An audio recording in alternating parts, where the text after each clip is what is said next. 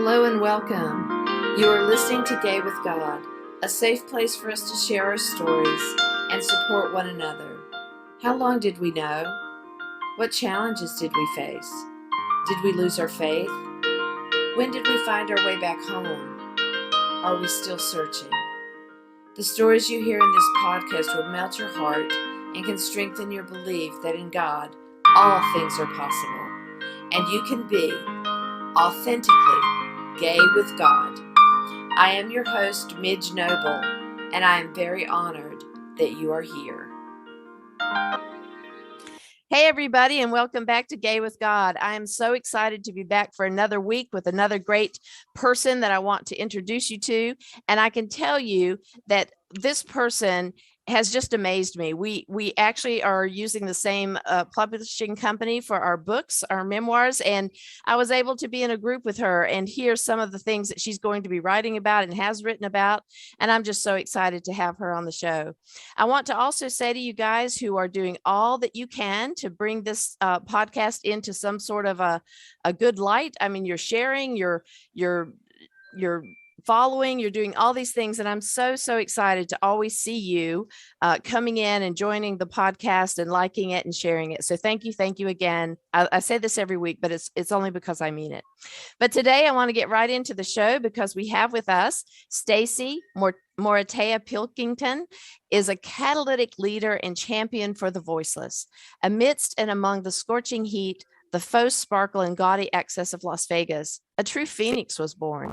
A survivor of domestic violence, Stacy began her young adult life escaping abuse with a 2-year-old on one hip, a 1-year-old on the other, and 9 months pregnant.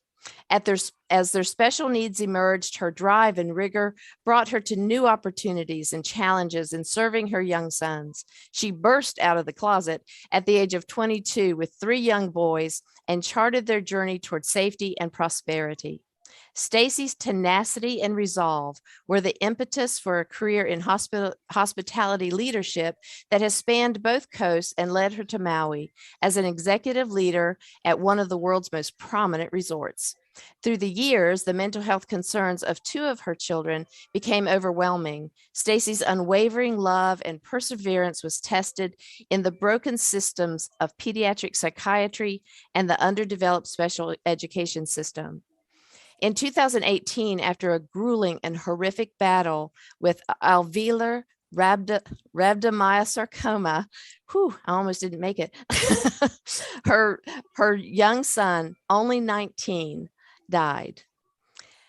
That must have just been heartbreaking. So I have all the feels when I've read this bio because I can only imagine what that was like. Stacy was unwavering in her spirit and her mission to uplift and enlighten, illuminating the dark, shameful corners surrounding mental health, domestic violence, poverty, female leadership, and grief. I think she does all that she does in her memory of Ryan. Some families are made stronger through trials and tragedies, while others fall apart in cataclysmic ways. Stacy speaks truth to familial shame and the toxicity of enmeshment. She lives with her wife, Mirza, and their 3 giant dogs in beautiful Wailuku, Maui. Exploring peace, forgiveness, empowerment, and inspiration, we join the Phoenix on her journey. Stacy, welcome to Gay with God.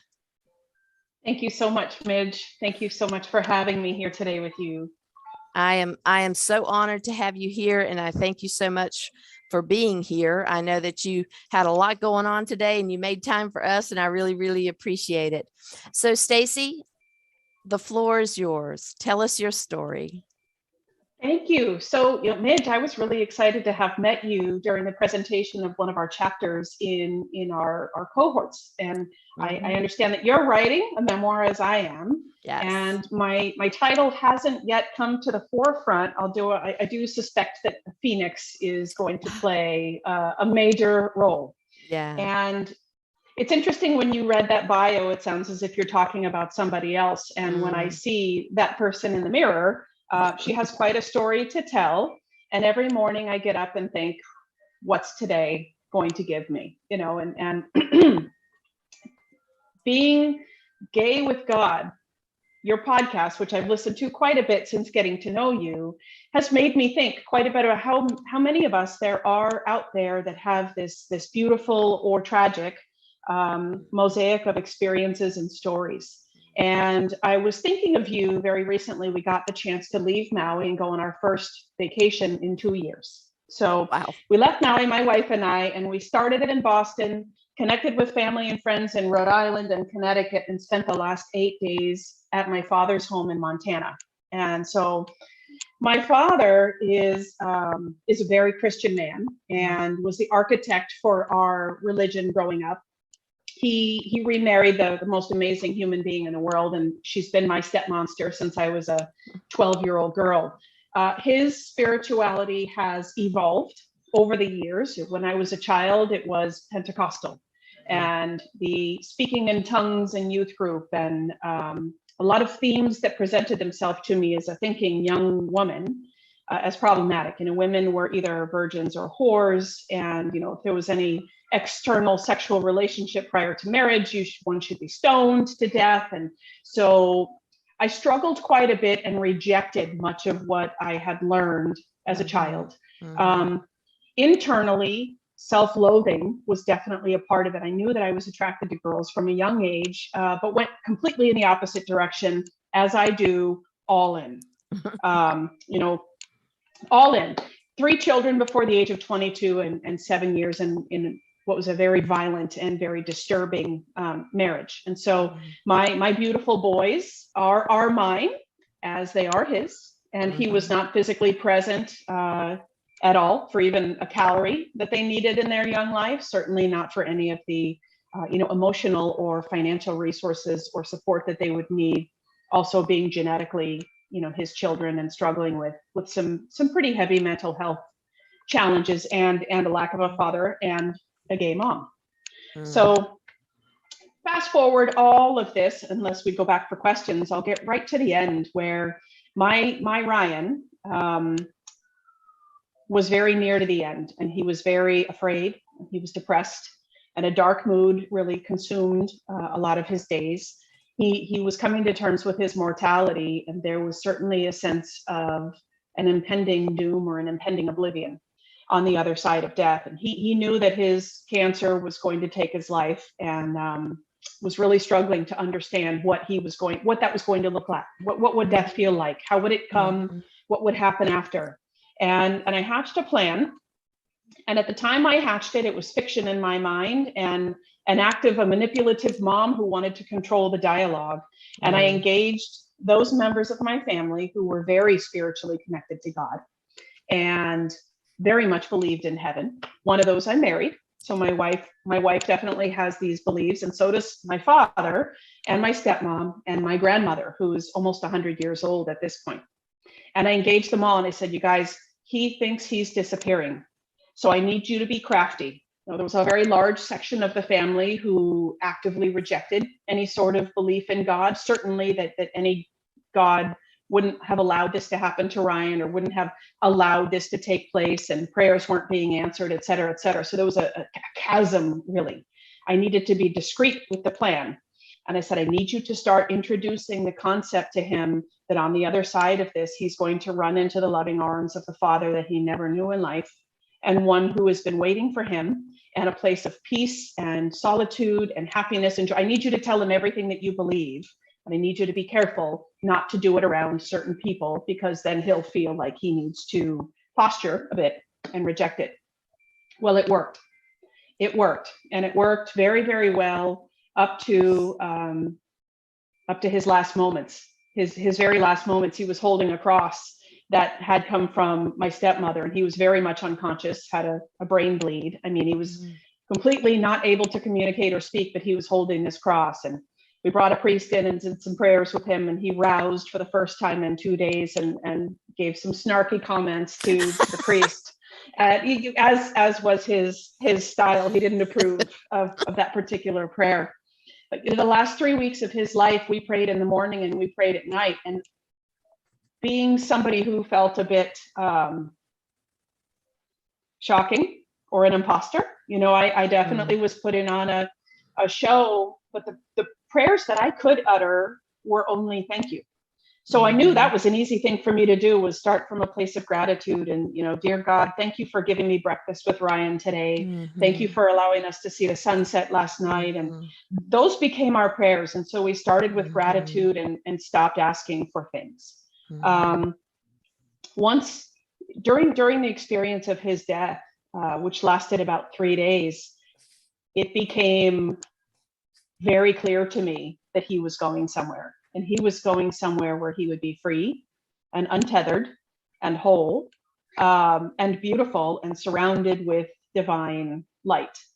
And so since that experience, there's not been a moment where I doubted it or moved back.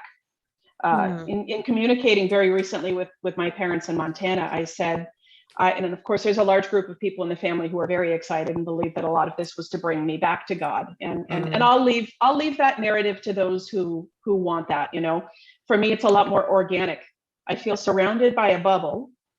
In this bubble is the knowledge. It's not belief. It's knowledge that he is somewhere else, and he is accompanied by divine light and love, and he's untethered by time or pain or distance. And there are other things that come to me as feelings about where he is and what God is. So maybe I'll leave it there and see. That was a lot of ground to cover, right? Well, but I love that. I love how you phrased all of that, because, there are times that I've struggled so much, with faith and belief, because no one has yet told me who made God. And for me, in my little Aries head, there's a beginning, there's an end, and somebody has to start it. So how did I just can't, and I know I'm not necessarily supposed to be able to comprehend it, but yet that frustrates me. But I believe that whole space of having a knowledge, a knowing, and that's all I've ever wanted. I just want to know it. Even if I don't understand it, I want my soul to remind me and let me feel that I know it from wherever I came from. Because the two clacking of rocks just don't get it for me. I've never understood the Big Bang Theory. We are too intricate and too beautiful and too amazing to have two rocks create that. So I don't know what created it necessarily as far as how it all came about, but I love how you said, I'm in that bubble and I have a knowing, I have knowledge of that. And that's beautiful.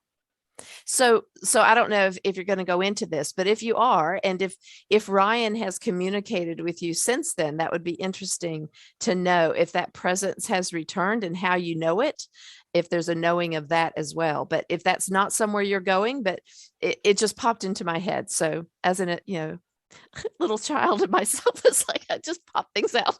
It popped in, it pops out. That's just the way it goes.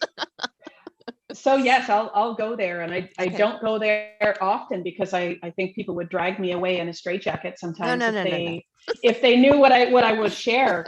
One thing that came to my mind that I want to share with you. So I'm an Aries Taurus. So all right, you go, girl.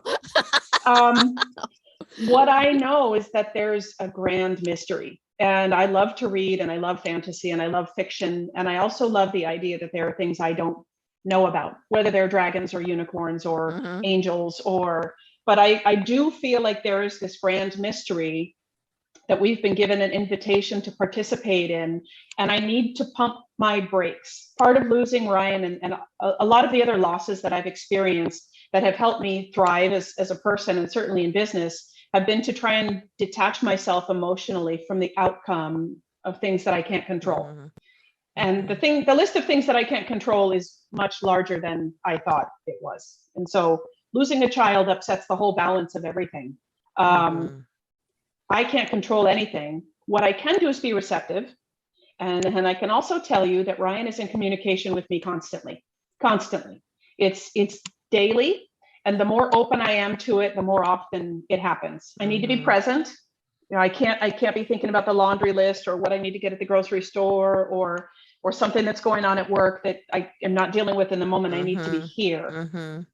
And when I'm here, it started shortly after his death. I would start to tremble, and I would say I get the tremblies, and I still get the tremblies sometimes. It's a very uncomfortable physical experience, as though he's standing behind me or he's in the room with me. And my need to grab him and touch him will always be with me. It's part of the human condition, right? My spirit knows that he is somewhere perfect and that he is safe and he is free, but there is very much a mother's heart pounding away in my chest, and she doesn't accept that. She still wants to hear him and wants to see him grow up and wants to see him be a dad. Yeah. One of the beautiful things that he gave me, or that we gave each other by finding the courage to have these discussions before he passed, was we made commitments. And I said, how are you going to tell me that you're okay? What are you going to send to me? And we both share a love of nature, birds in particular, but all nature. And he said, well, I'm going to find you with birds, Mom. It has to be things with wings. And, we joked a little bit. And I said, it can't be something exotic like a scarlet tanager that only is seen once every 2 years. I need something all the time. And he said, good, then I'm going to find them all. And he listed off a few. He listed off a few that would have been available to us in our home in southeastern Connecticut. And I thought that when I got to Maui, I wouldn't see any of them anymore. But there are cardinals here. There are 2 kinds of cardinals in Maui. And yeah, there are all sorts of birds and, dragonflies that bounce across. So I have a dragonfly tattoo on my arm. Yeah. Nice. There are dragonflies daily. The other thing that, and I've heard this from other people, is that they use electronics and they use technology to say hello. So if I put on my playlist, and I have 7 or 8 different platforms that I'll use a playlist on, I'll be listening to Enya, for example, and then suddenly I'll get a song that has no business on that channel that he and I listened to on the way to the hospital. So he finds me in music. Even if I'm in a restaurant somewhere, the song that comes on the radio will be one that we shared together.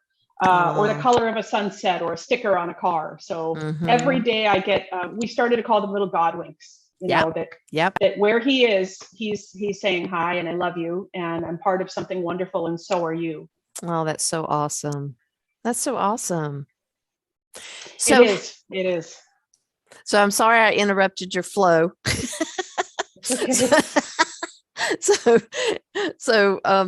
So one of the other questions I have is that with the way you were raised in the church, and how, for me, it almost feels abusive and damaging. There's that horrible message to women and to anyone that's not in that particular faith. Is just damaging to our core self. So how did you bring yourself out of that? Just in general, I mean, how did you move past that kind of message that you are not worthy of anything good because of your gender or because of your choice, knowing that you were, not heterosexual? And I know you went like a, 360 the other way to appease whatever you needed to appease, but how did you get brave enough to get through all of that and come to your authentic self? I don't know that I have yet. I feel like I'm still very much on that journey. Yeah, I think it takes a lifetime for us to dismantle what we've been told about ourselves. And I don't know about you, but I have this internal tape recorder that tells me things. And I've been paying attention to that tape recorder more acutely, I would say, for the last 3 years, trying to identify whose voice it was initially, because it wasn't mine initially, but at some point, I overwrote the tape with that same line of thought. No, you're not good enough. You're not smart enough. You're too fat. You didn't do this well enough. You're lazy. What you insert negative self-talk here. And I think that forgiveness starts with ourselves. And in order to continue this path forward, when you have death of a child, it's a daily survival. So until I'm with him again, it will be a daily series of choices that keeps me here walking until I don't anymore. Because the most natural thing for me to do is not be here. And I think that's a very real statement to say, that it takes a lot of courage for me to put my feet on the floor every morning. Absolutely. Because he's still not here. But when you think about coming along and realizing that you have a purpose and it's unfolding, and I couldn't save my child, which is something that will haunt me forever. Again, I know that I can't cure cancer, but as a mother, I committed the ultimate sin. I did not save my child when he was in danger. I did do what I could. And what I did do was help him out into the next life with comfort and safety and surrounded by love. And now what I need to do is I need to give myself that kind of love as I move through life. My wife is from Guatemala, and she has gone through some of the most traumatic experiences in a church that I've ever heard of. She was dragged into an exorcism at the age of 13, expelled from school for holding a girl's hand. And, it was the impetus for one of the most epic immigration journeys that I've ever heard of. So I won't ever be able to get her into a church. Not that it's something that I have an interest in. The business side of a church is offensive to me. The passing around of the till and then the handing out of judgment and criticism and politics on a pulpit are offensive to me. So I think between the two of us, there is a beautiful faith. She knows that God is with us all the time. She knows that God is with Ryan, and we just got we had a very difficult week medically. And right before our call, both of us got miraculous results back. So yay. Congratulations. The C word, thank you, was looming over both of us. We both had, procedures this week, and pathology came back for both of us, and cancer is not a part of our life at this time. So Amen. We were praying and saying, thank you. Yes, thank you. There is still purpose to be had. I believe that we have to be vulnerable, Midge, to your earlier question, in order to help others come away from the identity that they've been given. What is a woman? What is a lesbian? What is a human? What does God want from us? And understanding the motives of what guided that Pentecostal church that I was in helps me a little bit to forgive the men because they were men, and forgive them because they had the power. Nobody was wrestling with them over it. They had all of the authority. The books were written by men at a time where women had not even a voting right. So a lot of that, it helps me to keep my distance and lovingly forgive it from a distance and say, okay, you were doing the best that you could with the circumstances at the time. I did stay long enough in youth group as a teenager to share some of my strong dreams. I've always had very, very strong prophetic dreams, if you will, about apocalyptic times, about end of times, about people suffering and struggling. And I recall my youth pastors, calling meetings with my parents to talk to them about the immense divine power that I had in my spirit, and that I was made for great things. And being told this when you're 11, 12, 13 years old, just trying to get some guidance on your dreams, is pretty intense. I can reflect back on it now and say, okay, there was something to it. There was something to it. And I don't harbor ill will against any people at that time because they were trying to follow, the path. My ancestry is Irish Catholic. So all of my forebears are from Southwestern Ireland. And it was kind of a natural progression to either be Catholic here, which I think is becoming very difficult for people, or to go in a completely different direction. Well, and I know too, the thing that I always remember when I'm getting angry at the way the church handled things was, fear is a factor for many Christians, self-identified Christians, because they only know what they've been told. A lot of people are not going to search the scriptures for location or timing or culture. They're not going to look deeper than just the Bible they were given when they were baptized at the right time they were supposed to be baptized. And so whatever is in that Bible and how it was translated and how it was taught to them, because you didn't question back in the day, you just listened to the priest or the preacher, the person who was standing up there that was supposed to be smarter than you. And the fear of going along with what the perceived sin would send them to hell. And the fear of that has kept generations and generations of good people in this locked place of, I can't look at that. I can't look at your gayness. I can love you, but I can't love the sin. I hate that line. But and I believe it's all based in fear. And that's how I wrap my head around it, as far as not getting too much in the weeds of anger with that, because I know that they're just trying to get to the same place I may be trying to get to, and just didn't know how to do it. And they still don't know how to do it. Yeah. I agree. I was just thinking the other day, there's when you were talking about searching in the scriptures and trying to understand and taking what they were told, it very recently was given some kind of a data dump of scriptures that support a particular family member's position on things. I do believe that if you go looking in that book, you'll find what you're looking for. Yep. If you're looking for a certain political platform upon which to stand, or if you're looking for the ability to look down your nose at a group of people, it's all there. It's all about the spin. And I think particularly now we're so polarized in our country that I just withdraw and stand back and okay, well, that's interesting. You found that there. You found that there. I don't go looking for evidence of God in scripture. I look for the voice of God. I look for the poetry of God, if you will. I look for God's love and try to find it in between the words that were used to describe it to us. But isn't it interesting how people can find what they want? And one of the questions that I asked of this person who is a very close family member is I said, do you think God makes mistakes? And the answer was an unequivocal no. No, definitely not. And I said, okay.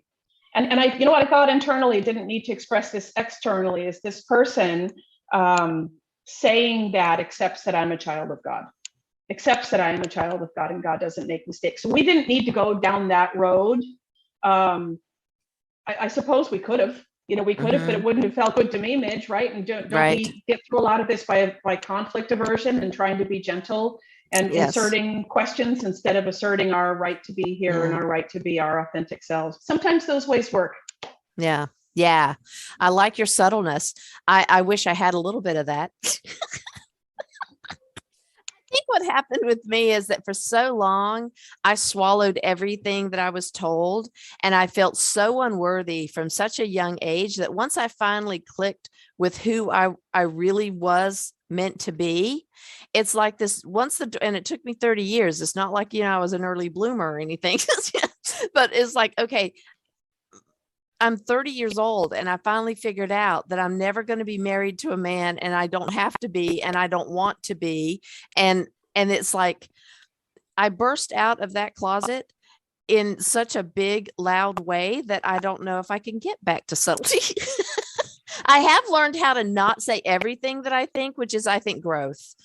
Now that I'm 62, I might be, taming down a little bit.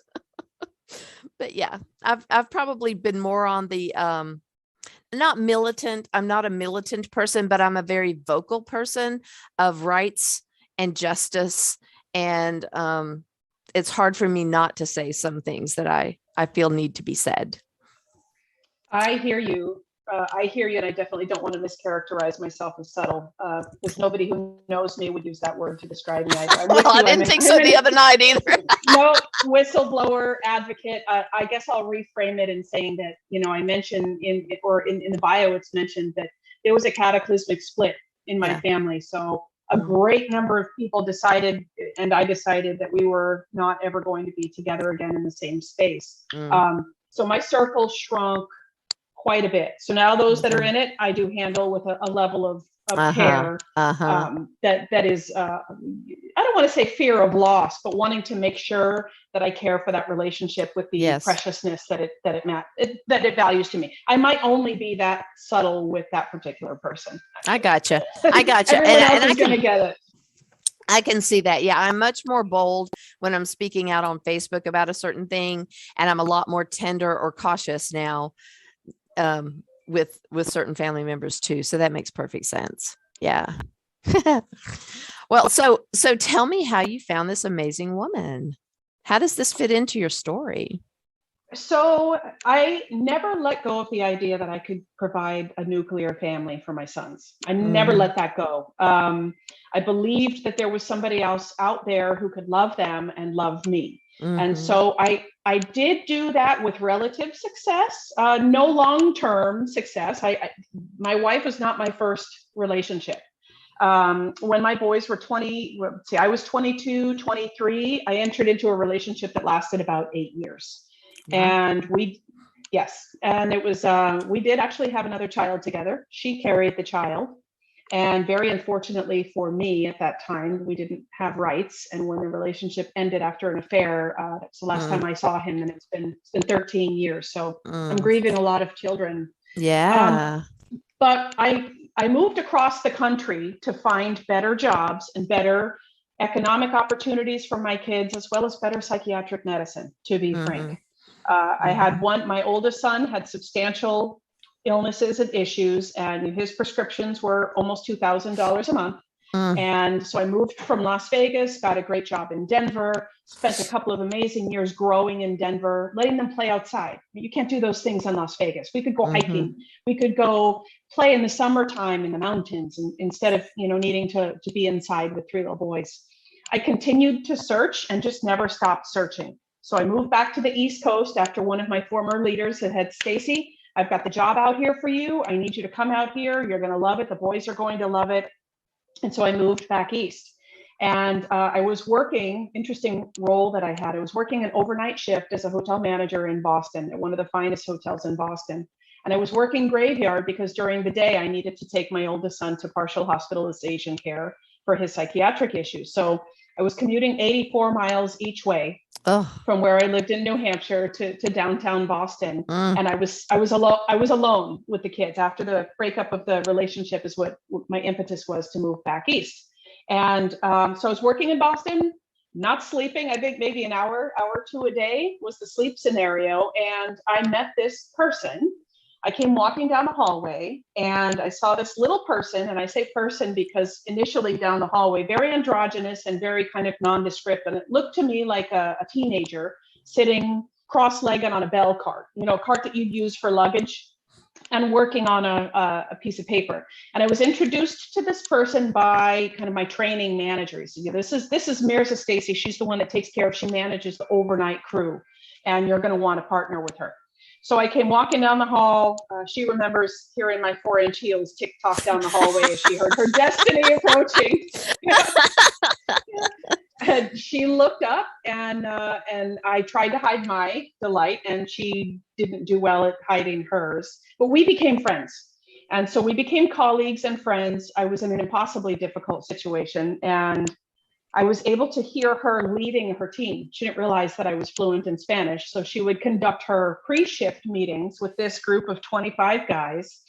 And she was so powerful and so humble and so nurturing and caring with them. I would walk down the hall and just listen and walk around the corner and say, okay, there are not many people like that. And she did ask a couple of times when I was going to let her take me out. And I said no. I said no. I've got 3 kids. I've got my hands full. You really have no idea what you're asking. And there was one night I came out to my car to find a dozen red and a dozen yellow roses, and no card. I knew who they were from. And we went for a walk in Boston Commons Park, and she stole a very unauthorized kiss, and the rest is history. And we were engaged 3 weeks later. We were the first couple in our town to get married after it became legal.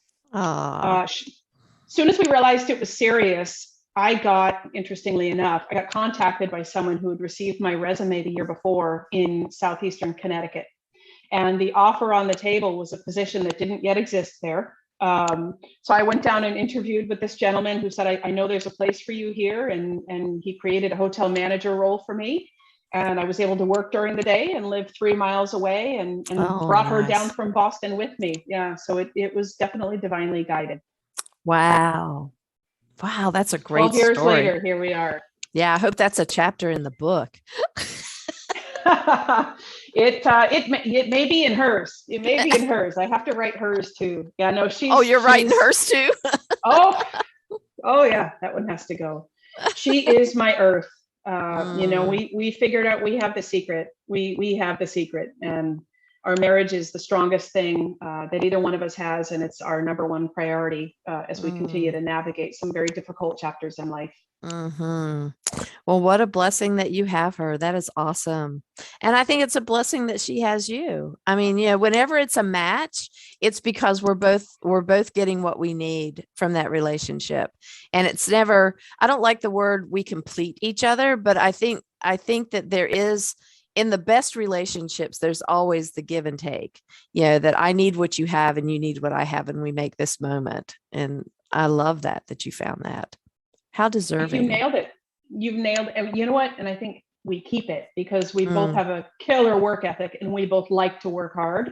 And we understand that we need to work hard at this for it to keep being what it is and to get even better. So tell me about this memoir, and what, have you written a book before? Is this your first book? And how did you decide to start this? So I'm a poet and a short story writer, not published, but I'll grab a napkin and I've scrawled out hundreds of, if not thousands of poems over the years. And Jen Grace, who runs this publishing company, has been a very close friend of mine since back in 2010 when I first moved to Connecticut with Mirza.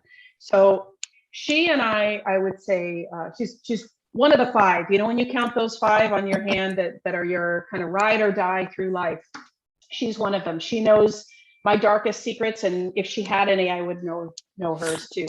We've gone through some very difficult times together, and as parents, as women, as friends, and she's been asking me to write my story for years, and certainly long before Ryan ever got cancer. We were talking about the story because as somebody who's needed to participate in the system, whether it's the justice system or childhood psychiatry or special education or departments of children and families and the hidden secret resources that they have that we're all afraid to go after, she knows that I have a lot to say on those particular topics. And surviving domestic violence and then raising the beautiful children of my abuser is something that I think a lot of women are doing. So there are quite a few different facets of this story that I think might help somebody else to realize what they're capable of. And if not fully inspire them to do their biggest, brightest things, maybe just inspire them to get up tomorrow and give it another shot. Well, good for Jen for continuing to needle that out of you. Yeah. This memoir will start, it's basically my journey as a mother. So it will start when I left home at a very, very tender age. And it does detail some of the more disturbing and insidious facets of domestic violence and how they start, how easy it is to miss all the signs and to wish that the other person was somebody more than they are.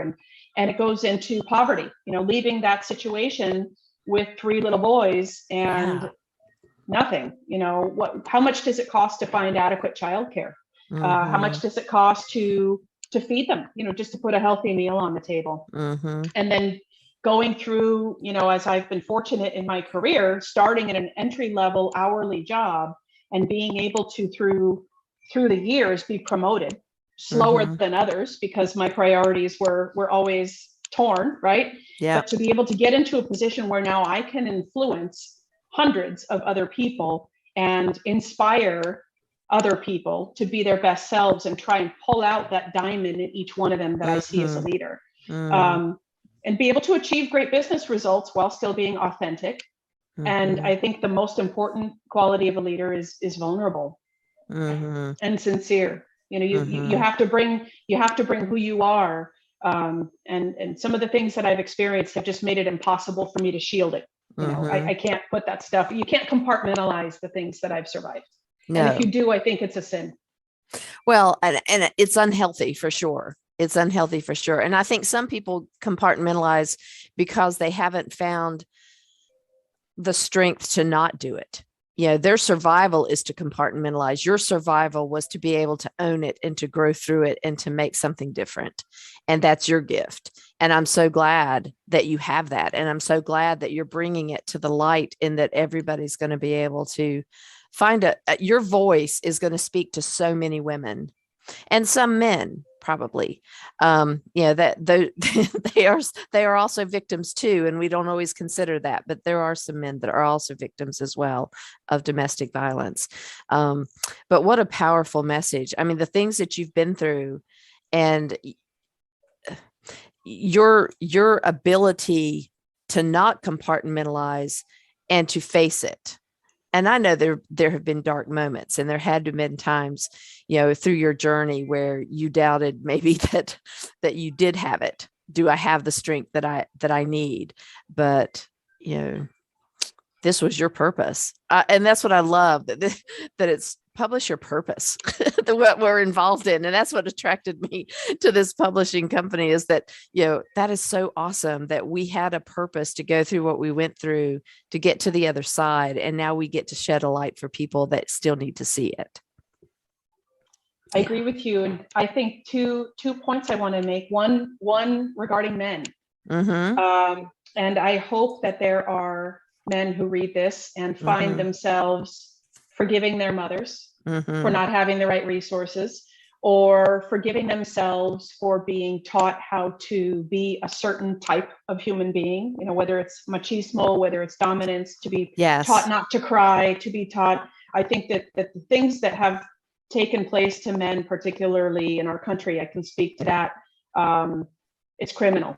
Because I raised little boys, and I know that their hearts are filled with emotion and passion and light and brilliance and sweetness. And at some point it's crushed out of them. So I hope that there's an appeal to men, to, my brothers and fathers, and certainly fathers, and that they feel empowered.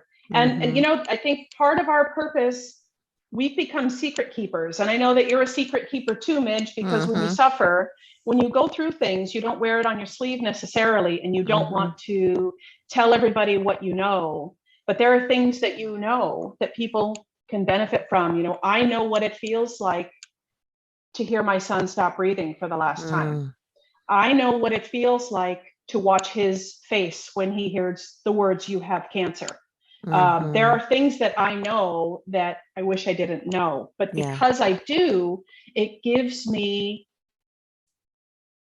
the obligation to make it have purpose, right? Instead of just creating my own suffering and going through life and being bitter, which is a very real possibility. And a lot of people are suffering with that bitterness and getting stuck in anguish and anger. I choose to follow the little tiny candle of hope in my heart and use what I've learned from my secrets to try and just add a little bit of light wherever I can. And it's so simple. I don't have a big grand plan. It's just, if I see somebody that I can move forward to and hold their hand for a moment and help them get up and take another step or two, then that's where I belong at that moment. I don't know if that makes sense. It makes total sense.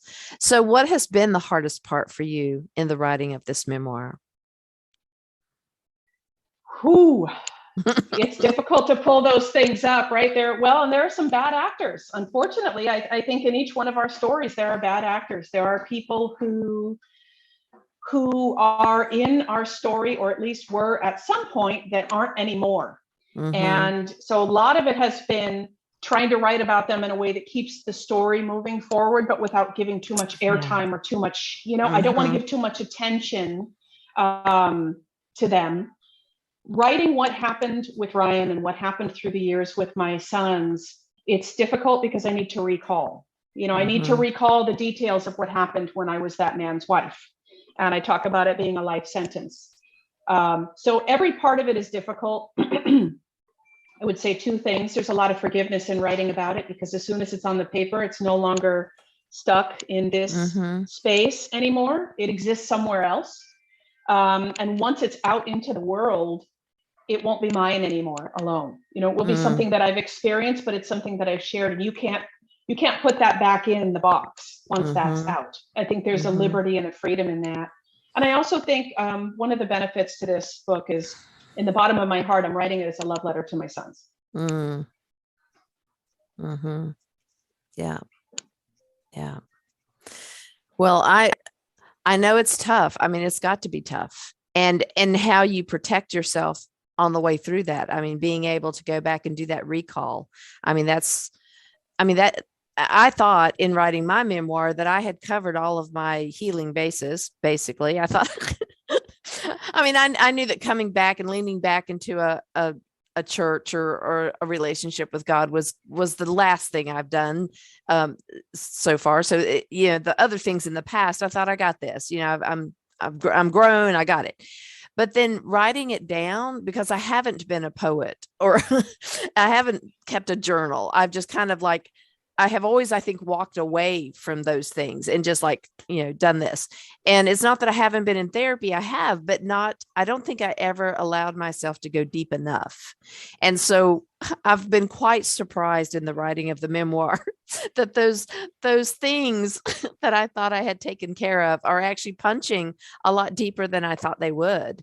So it's interesting that I have this opportunity to now go deeper in order to release it in this way. And so it'll be interesting to see where our memoirs take us and how they do the work that they're intended to do, because I don't think either one of us maybe realized that in writing this. Well, you might have, because you're very insightful, but I didn't think about the impact it was going to have on me. And I didn't think about, wow, this really could be something that somebody else reads. And yeah, I wanted it to be a way to save gay people from dying because they didn't think they could be gay and be in a relationship with God. That was my main intent. But I think that on many different levels, I think people will be able to see in our stories that they resonate with us and that they too can get a little bit further on their journey.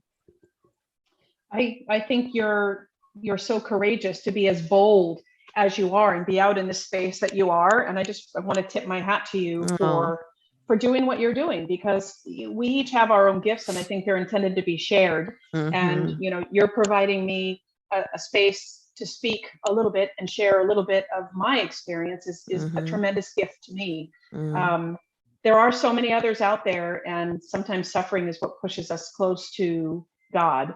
Writing this memoir is interesting. I was talking to somebody about therapy the other day and how much of it I've done. And within the first 2 sessions, I went to see a particular therapist. And within the first session, he said to me, Stacy, I think there's a lot more going on here. We need to focus on this primary relationship that you have as a child with a parent is actually impacting your life more than the loss of your child to cancer. Wow. And so I'm just here to tell you that deep down it resonated as a truth. And it made me take back and hold space for that thought. And that's what I do. When I have a particularly difficult chapter, I let it do what it's going to do, and I let it get sloppy. Because if I don't, I feel like I talk about my grief as being my bipolar friend. And if I don't spend a little bit of time with her when she knocks, she's going to make a big mess, and she will make a big mess. So I need to let it bubble up and recommend that all of us do that. As these feelings come up, where's that coming from? And sit with it and put it down. Put the chapter down for a week, or maybe even 2, or maybe start a different one. Because this has helped me to realize that some of the wounds that we suffer don't originate in the moment that we experience a particular trauma. It's usually much older than that. Good advice. Good advice. Yeah. Well, I want to give you the opportunity before we end today to go back to anything else that we might have glossed over or that we haven't covered. Anything else that is on your heart, in your mind to say today? Because there's been a lot. There has. I think, thank you for the opportunity to close. There is a divine love around us, and I find my peace and comfort in avoiding definition of it. I believe in God, and I speak to God all day, and God speaks to me all day. I do know that prayers are answered, not the way that we sometimes expect them to be. We don't get to dictate. It's not like a list to Santa, although I think that's probably where that was born. I will tell you that when I prayed for healing for my son, Ryan, those prayers were not answered, but when I begged for mercy, they were. And so I'm just here to say we don't know. We're not alone. There is somebody around us. There is a light and a love around us that looks out for us when we don't think they are.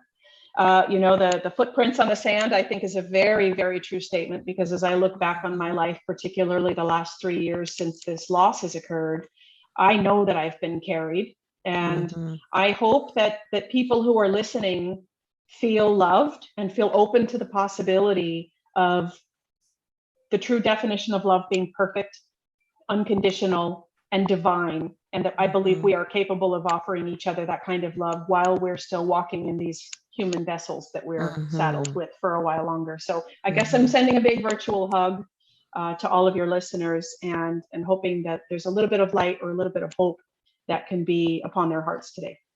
I love your story. And I love how you are so connected to the feeling of that and the awareness of that and the knowing of that. I really love that. I love that very much. And I think, I always ask my guests, what is the one thing that if somebody came to you and they were struggling with the same thing that you were struggling with, what would you say to them? And you summed it up really, really well. But if you could say one thing to a person who is struggling with their belief or their faith because they've gone through horrific things, and what is the one thing you would want to say if you could only tell them one thing? If they're struggling, it means it's not over. That's the first thing. Be gentle with yourself. Mm-hmm. Explore it today. If you don't get the answers today, if you're given tomorrow, it's another opportunity to continue the exploration. So be mm-hmm. gentle, be patient, mm-hmm. be more loving to yourself than you were given before. Don't tell yourself negative things. Mm-hmm. Search deep in your heart and be very quiet. Mm-hmm. Be gentle. And if it doesn't work today again, get up in the morning and try again tomorrow. Mm. He's not going anywhere. Perfect. So you have a book that's going to come out, and we will have you back when it does. And we'll do a little promo show to make sure everybody knows that it's ready. And so I'm not going to put you on the spot unless you actually know the spot when it's going to land. But it is. Thank it you is for coming. The accountability. There's definitely another level of accountability today, and I knew that going in. It's coming. It's coming. I think within the next 6 to 9 months, it'll be on shelves. Woohoo! That's awesome. Well, I want to thank you so much, Stacy, for being willing to join us from Maui. And that is just so awesome. I love that. And I appreciate you spending the time with us and honoring us with your faith journey and your life story. I mean, this has just been an amazing time with you, and I appreciate it so very, very much. And guys, you that are listening, I want to thank you for coming back each week, supporting, sharing, and subscribing wherever you get your podcasts. If you want to see more information and links to connect with Stacy, go to the Gay with God show page at empoweredmidge.podbean.com. If you are questioning whether you can be gay and be in a relationship with God, if you are authentically gay, God has always been within you, even when you didn't know it. You have always been gay with God. Thank you, everybody. I'll see you next week. Remember to stay tuned to hear how you can join the Gay with God community, and check out the Facebook group, Gay with God. Talk soon. Bye. I want to invite you to become a part of the Gay with God community. How can you do that? Stay connected by messaging me your thoughts and comments in the comment section under the downloads of the show on the Gay with God show page. Subscribe to this podcast wherever you listen, and share so we can increase our community outreach and be a light to those who are struggling to claim their faith. Consider being a sponsor so I can highlight your service in our community. We are all worthy of respect and a relationship with the God of our understanding.